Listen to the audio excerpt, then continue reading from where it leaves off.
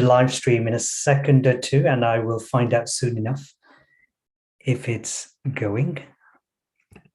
And go to the cloud. Okay, just live stream in a second or two, and I will find out soon enough. Okay, so I will if it's going. Here you go. Mute myself out. Okay, it's live streaming. Brilliant. So thank you, everybody joining in. Thank you for joining our conversation here.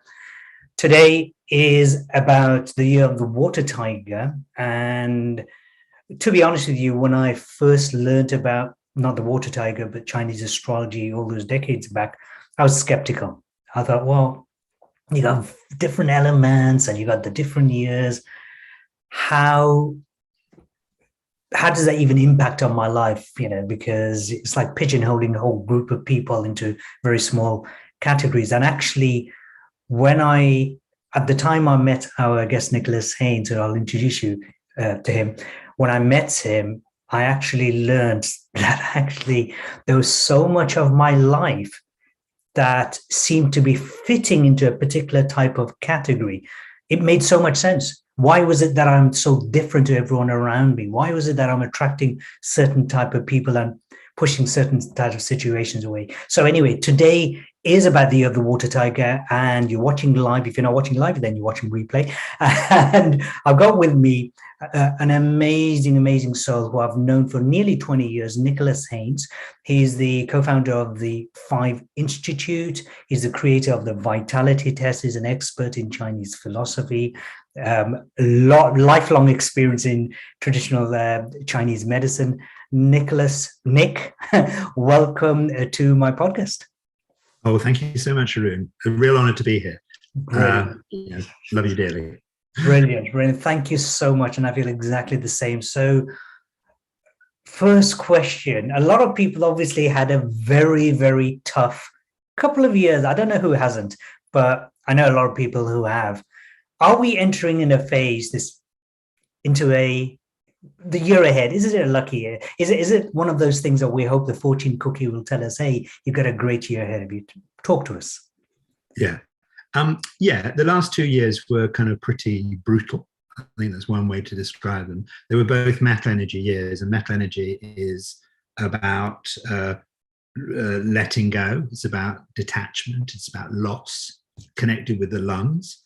Metal energy is also about working out what you value, what matters to you, and what your values are. We're moving into 2 water energy years, so we're letting go of the metal energy, letting go. But one of the issues is we'd be left traumatized to a certain extent. But there is a different energy, there is a different vibe, there is a different feel to the next 2 years, and particularly the water tiger year. The ox year we've just come out of, very plodding, very mixed that with, that was really tough. And so yeah, it is a different energy to it. And so to answer this very simple question, I mean, this particular interview conversation isn't really about trying to appease any skeptics. I did have this very skeptical side to me. So let's say I'm born in the year of the rooster, and say somebody is born in the year of the tiger. Does it affect us differently in terms of the year ahead? I actually think it's totally irrelevant, really. I like to look at the years in terms of your vitality test profile, because your vitality test profile is an amalgam of your Chinese astrology, your Western stars, your numerology, the essence of who you are, the promise you made when you came to Earth, your parental influence. Because there are so many of these different things. To look and say, well, I was born an Earth pig. So that means that everyone that was born in this year is going to have the same relationship with the water tiger. Well, that's complete nonsense. Just the same as I'm a Leo. So that means every Leo is going to have the same relationship with the water. No. So we can look at it individually. And the vitality test is a good way to look at the years, because Where you have your dominant energies, so it's measuring the 5 energies. Where you have your dominant energies, that will be how you will see the world and your focus. Where you have your least dominant energies, that's where you'll have your blind spots and lack of focus. And I think it's really good to know our blind spots, and it's really good to know our strengths and our value. But ultimately, I think we need to look particularly at the water tiger year from a really high level. And it is actually a fantastic year, an awesome year for every single individual, and for society, providing we do certain things. So it is a year of consequences, and wonderful consequences. And if you don't, there's some tough consequences. So, but we all have it is a wonderful year for all of us, providing we do kind of certain things. And I'll just actually address the thing of saying, well, I don't believe in these Chinese years and I don't believe, etc. Well, that's absolutely fine. You don't have to. Just the same as you say, I don't believe in spring. Well, spring still arrives and things come out, and there's a definite feel to spring that is different than a feel to autumn. So the Chinese just observed over 5,000 years repeating patterns and cycles, just like we say, hey, I think I've worked out. There seems to be a winter each year, and then there's a bit of a spring, and then we have a summer, and then we have an autumn, and they're all a bit different. Oh, look, and they've come round again. And that's all they did over 5 years, was looking for repeating patterns that we see time and time again. So you don't have to believe in the energies, but if you look at them, you just see repeating patterns that happen. And are those useful to understand? Yeah, they were useful to understand. I think for me, learning it from yourself, it's given such a deep insight into who I am and who I am not. Yeah. Because also, we very often, with lack of knowledge, we want to be surrounded by people like ourselves. So if I've got a business, I own a business, and I'm building a team, the naive thing to do is find people exactly like me, except I'm creative. And the last thing I need is someone who's creative on my team, because we'll have great ideas and never get anything done. So how does the year... Can I just stop you? Because I think that's not true. I think that's taught by some people that you have to have... Yeah. Okay. It's complete rubbish. Okay. It's context. So 2 fire energy types to come together, bounce off each other, create tremendous comedy or fun or love. 2 wood types come together to create tremendous creativity. Remembering every energy can be creative. It's not just a wood energy creativity. So you need to say context. Do I need to have someone to bounce off, or do I need to have someone to balance me? Sometimes you need to bounce, sometimes you need to balance, sometimes you need to have combinations. So you need the fact, I need to have an opposite energy to make my business work, is complete and utter nonsense. Just the same as this energy is creative and this energy is caring. That's nonsense. None of that. It's all made up. Okay, so that's absolutely love. I absolutely love you shared that. So certainly remember you mentioned that before. So in other words, it's about the context of the situation. Yeah. And so you and I are certainly wood energy, but we're very different to each other at the same time. So in terms of, you said consequences, what are the kind of consequences if this is going to be a really great year for people, what are the kind of areas it's going to be great in? I mean, put some context to that, if you will. Well, it depends really what matters to you. So we've had 2 years of working out what we value and what matters to us. So what do you want to do? What do you want to do this year? Because this is a water energy year, and water energy is the only energy that leaves its mark on the earth. So this year is about setting the scene to decide what we want to leave on the earth. So the last time we were in a water tiger year was 1962, and they made lots of decisions about how they wanted society and the world to be.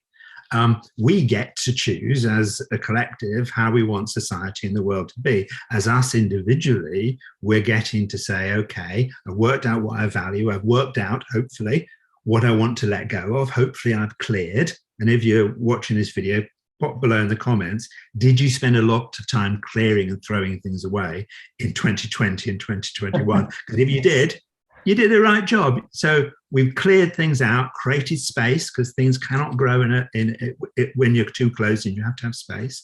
And it's then working out, okay, what is it that I want to do, and how do I want to leave my mark on the earth? Do I know my soul well enough to be able to express that?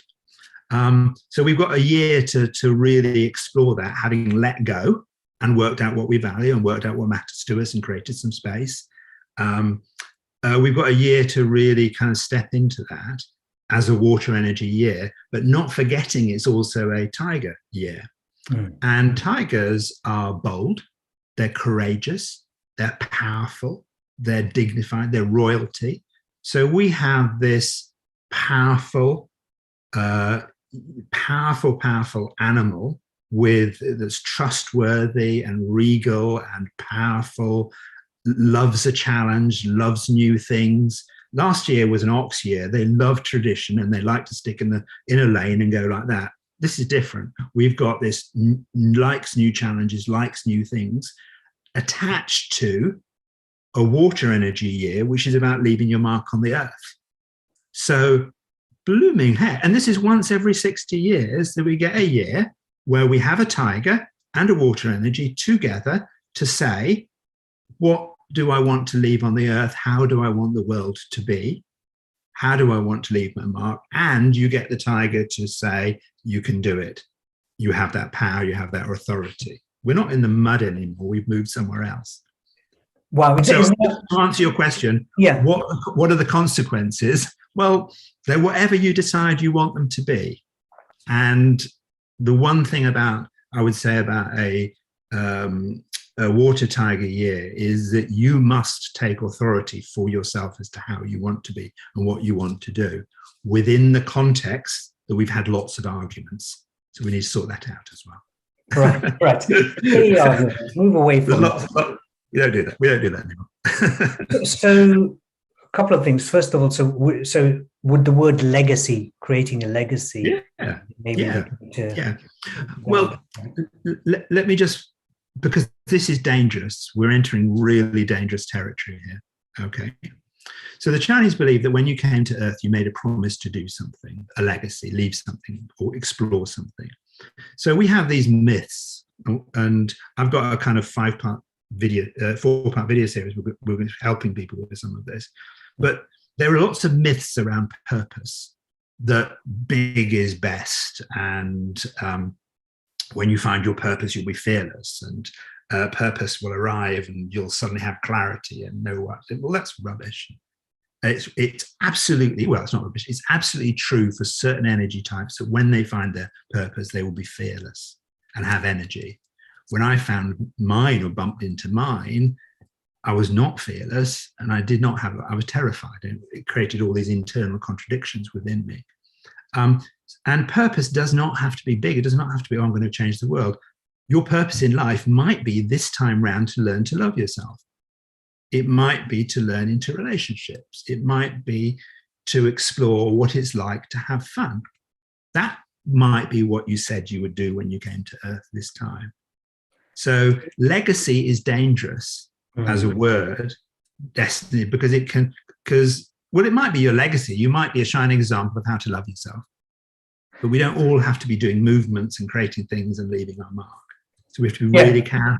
Absolutely. I mean, it's the thing is, everyone wants to make the world a better place, but Well, I don't think that's true.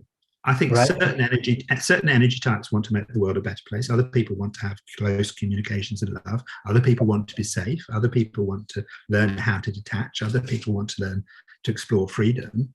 So how you mentioned about the soul promise. How does the vitality test, the system that you've created, how does that help people understand their own promise to themselves at a soul level? Yeah. Well, can I just pause and say at this particular stage, Haroon, your questions I love being interviewed by you. Your questions are so good. You follow, you move around. I just wanted to say, you ask such good questions. And I'll try and give as good answers. Because I do ramble a bit. So basically, within your vitality test profile, you have everything you need to fulfill and explore this purpose of yours. You also have a kind of few lessons along the way. So you've got everything there you need to do it. And it also gives you clues as to what it might be. And in terms of purpose, because I think this is really one that people get really stressed about, you probably know. So what we have core purpose. So my core purpose is I want everybody in the world to have someone that's there for them. And that's because when I was about 5, I had lots of stuff going on, or lots of stuff went on when I was 5 because that was my core purpose. Who knows? So I have my core purpose that I want everybody in the world to have someone that's there for them. The expression of that might be that I'm just nice to people. When I was a kid, I would befriend someone in a playground that was alone, or I had that expression in my work as an acupuncturist, or I have that expression when I'm standing in a room and I see someone by themselves. It's why I think at the 5 Institute we're all about internal and external cultures. How do we live with ourselves and how do we live together? Because if we don't work that out, then someone's going to be alone.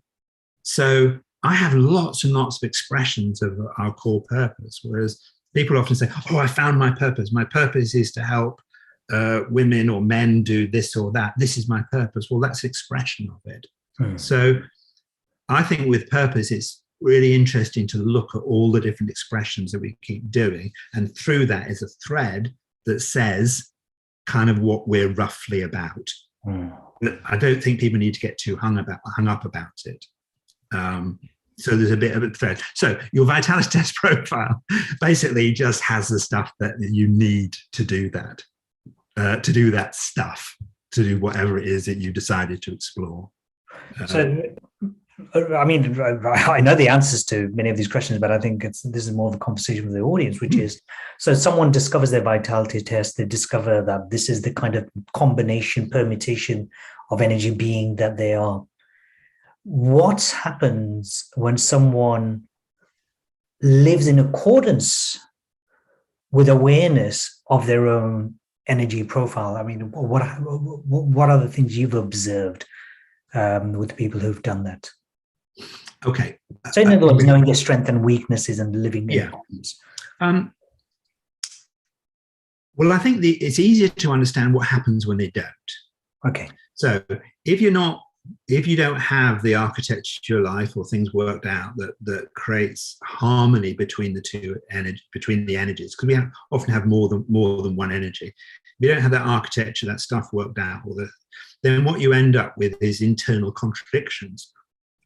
When one energy is pulling you in one direction, another energy is pulling in another direction. And what happens when things move in two directions is nothing happens. It creates stagnation and stuckness. It creates procrastination. It creates depression or fury or whatever. Or you kind of move in one direction, it creates distress, and then you try to move in another direction.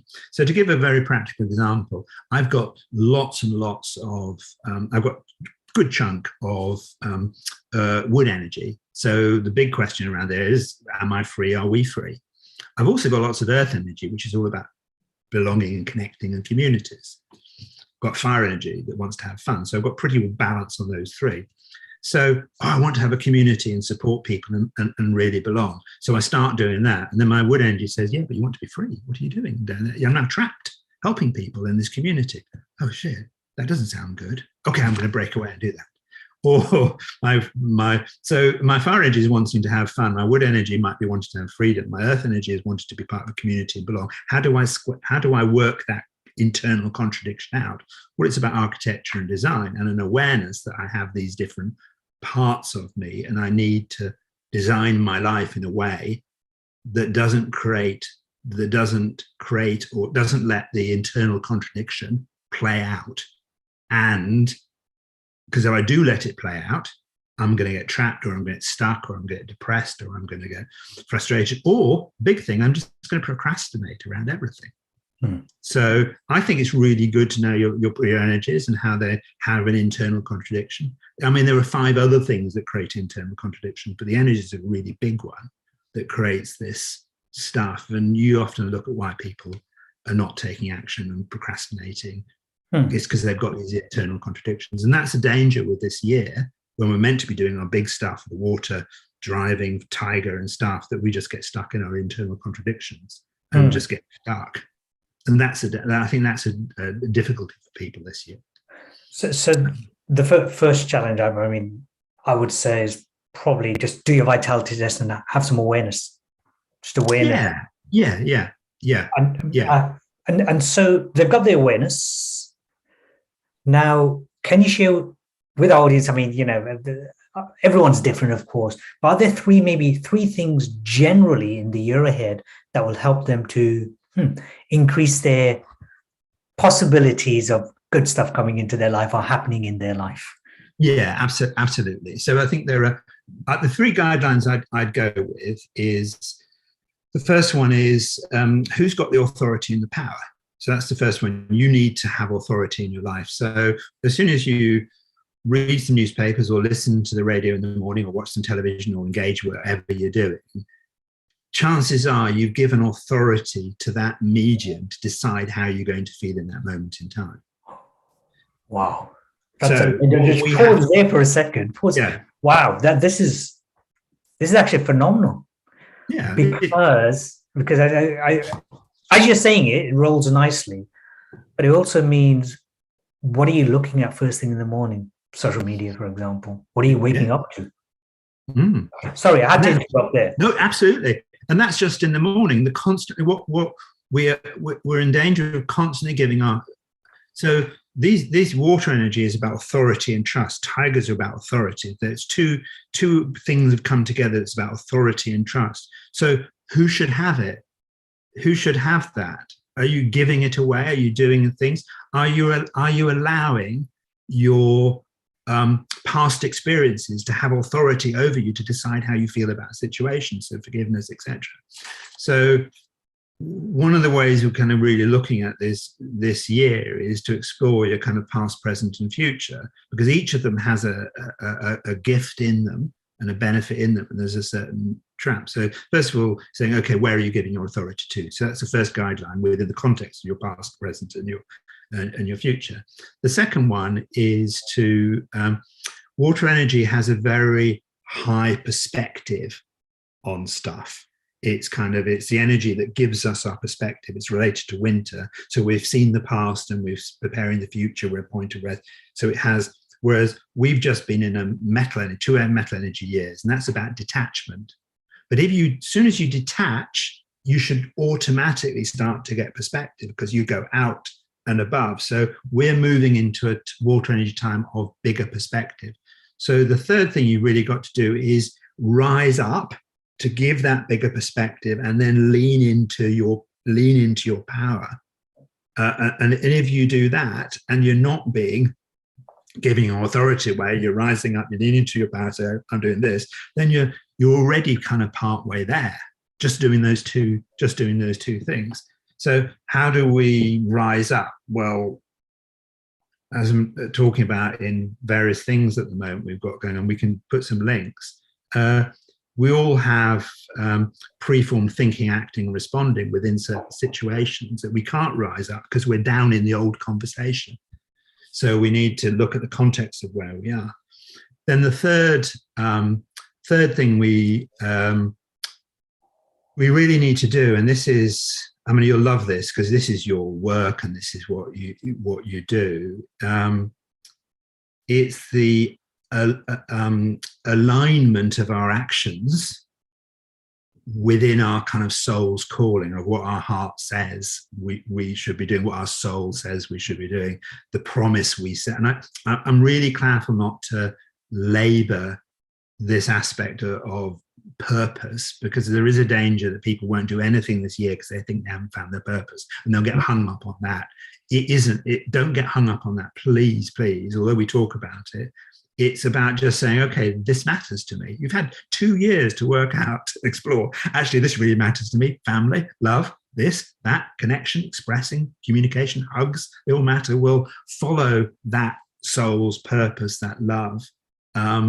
And the Chinese character for willpower, which is a Chinese character for willpower, is a blade of grass being something being pushed through the earth, something pushing its way up into the earth. And the second part of the character is the radical for heart. So their character for willpower is what your heart pushes up through the surface. Oh, beautiful. It's not about, do I have a big jaw and do I have the willpower? Well, no, just, so this year is kind of working out what does your heart want to push up into the surface that you can apply that water energy to.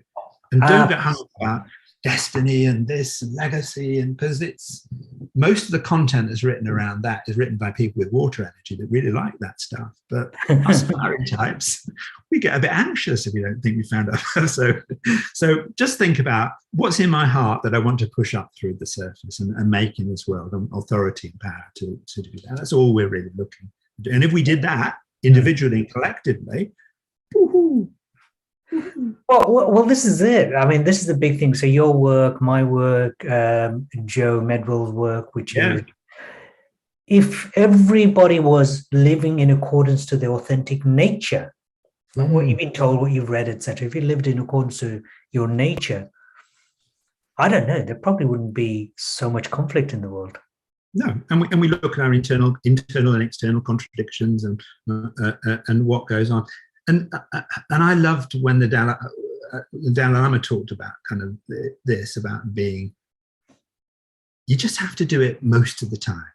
Yeah. We met the big stuff we had going on with metal energy in the last 2 years was some stuff going around perfection. You haven't done it right, or this isn't right, this needs to be perfect. This is just being, and just follow that heart, that authenticity, that trust, that authority. Just do it as best you can, and there will be really good consequences. So just try and get vaguely in that direction. And this year is a transition year moving into a 60-year cycle. So it's not get it completely right this year or you're stuffed. It's a journey to explore it. And there will be a few consequences that says, you might want to try that again. You go, okay, have a go again. Wasn't it 60 years ago we had the space programs, the Russians going out into space? Yeah. We started looking at the kind of, 60 years ago, we were resolving the grief from 2 world wars, the peace and love movement. So they had the context of 2 world wars. So they were saying, hey, let's do peace and love. Hey, that's a good idea. Well, we've had 2 world wars and we killed a lot of people. Let's do peace and love. Hey, that's a new way to be. They had the space program. There was the civil rights movement was saying, actually, inequality is fundamentally wrong. Let's look at how we can do this. There were objections to that because people like old ways of being. There were objections when people started to be happy, when other people were stuck in grief over the 2 lockdowns, thinking, how can all these people in the 60s be love and peace and happy and doing all these things? Don't they know that we died and people died in wars for them, and they're doing this? And their scooters with a sweet Mary Jane. This is just crazy. So it doesn't mean we can all be comfortable with these transitions, but it is a transition time. So we need to say, what do we want to have as a society? So in the early 60s, Kennedy said, let's look at mass economic growth and GDP growth as a measure of success, and let's just spend and create, and the world will be great. And we've done that for 60 years. And you have to say, well, how's that worked out for us? Yeah. So we're now saying, well, actually, perhaps we might do a different way. There was changes around in the way money was worked. There was changes in power worked, authority. So we're then re-entering and saying, how's that worked out? Reflecting. Water energy is about reflection. And say, actually, this is how we're going to look to do it now. There are dangers that we'll all just be in black and white thinking, and the new ideas are not perfect. That's a danger that we'll think, no, these new ideas aren't, but they're not meant to be perfect. They're forming and flowing and adapting and changing. But it is fundamentally saying, what do we want the world to be like? How do we want society to be like? We've been shown contrast. This is what it could be like. How did that work out for you? This is what it might be like. And there's been polarization. Oh, you're left and you're on the right. You're this, you're that, you're this, you're that. Okay, let's have a fight. No, that doesn't really work out. How's that worked out? What are the consequences of continuing with that? And if we do that as individuals and on a level, who do we give the authority and the power to? So there's layers to this, but fundamentally it is an awesome time that we get to. And if you see this content I put out in this, sum it up by just kind of saying, I choose. I choose to take the authority. I choose. 5 Institute, we're about kindness. We choose kindness. What do you choose? I choose to love myself. I choose to look after. I choose to be flexible. I choose not to get caught up in perfection. I choose to go with the flow. I choose to explore this. That's kind of the essence of what we're looking at. So 2 words, just say, I choose. What is it that you choose? Because whatever you choose now has consequences and will play out for beyond my lifetime. So no pressure, folks. Beautiful. So those of you, I strongly urge you, seriously, anyone who comes my way, any of my clients, any of my students, I always recommend them to do the vitality test. It helps so much, gives you so much more clarity and direction. This is one of the things where we can choose to have. So click on the links, which is 5institute.com. Now, it's on the link on the YouTube channel. If you're listening to this on Spotify or any other podcasts, again, it's in the description, show notes. Nick, I know you've got training. So what have you've got an offer for our listeners, our viewers? Yeah. On what have you got for us? I do. What I'm doing is I often produce some really quite big content on this stuff, like 3 hour, 4 hour stuff. What I decided this year to kind of just keep it really simple and to, in a way, heal and help people move through. I'm just putting together kind of like 4 videos. The first video looks at the energy of this year, a lot of what we talked about now. The second video says, okay, well, let's look at our past and what do we fundamentally need? Picking some aspect out of it. Third video looks at our present. Fourth video looks at our future. So that's like a 4-part video series to kind of guide you through at the start of this particular year. And to find that, you just go to 5institute.com/tiger. That's it. Depending when you go there, it's being put up at the moment. And that content is taken from, and you've been on it, I think most years you're there, where I do a masterclass exploring the energy of this year. We do like 3-hour deep dive in, well, one time it was 6 hours, wasn't it? It's always fun though. It's always fun. I went a bit crazy that year. But this content, I've taken lots of bits out from the masterclass and put it into these 4 little videos. And then we've got the masterclass, and you just go to 5institute/events. So events, and the masterclass is there. So with those, I think the best things: 4 video series, or the masterclass, or both. Take the vitality test. Let's change the world. Yeah. And I found all of this so useful. Say, for example, they're doing the vitality test, get my sons to do it.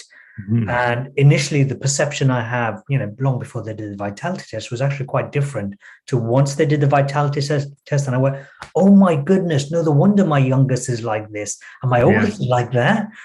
But I tell you what, though, understanding it has made a phenomenal difference to our relationship. I mean, if I wasn't their dad, I'd be jealous, because that's a beautiful relationship I've got with them. And as you know, Nick, to me, my family are everything. So, I strongly urge you. It's a free test. Go online. And is there any final closing message you want to share, Nick? Thank you, by the way, for your amazing time and dedication to the work you're doing. Loved it.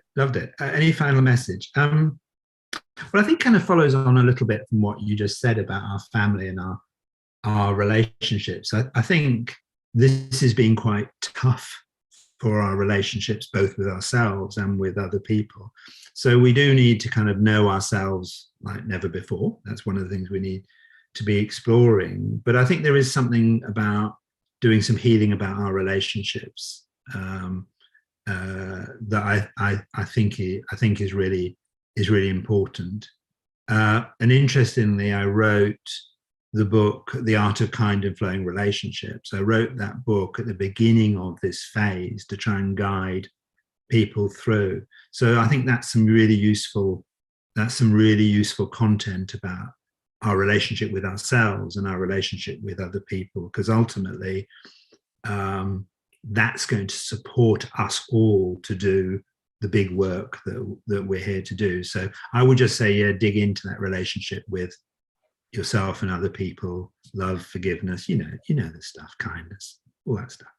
Brilliant. Absolutely. And we can have an entire few hours conversation now about the whole kindness thing, because that is so desperately, urgently needed in the world. And actually it starts off with ourselves. I have a lot of clients who come to me, and that's one of the biggest common threads with everyone who's sick, be it mental health, be it physical health. So learn how to be kind, practice it. Thank you, Nicholas Haines, Nick Haines. As always, this is beautiful. I'm so happy you joined us, and happy Chinese New Year. I don't know how you say it. Chinese. Absolutely. And I will speak to you all soon. Thanks everyone for watching. Bye for now. Bye for now. Okay, I don't know if the video YouTube's gone, but I'll have a quick chat with you on WhatsApp. Everybody else out? No, we're still going on YouTube. Thank you all for watching. Make sure you click like and subscribe. I'll put my links to everything Nick mentioned as well, so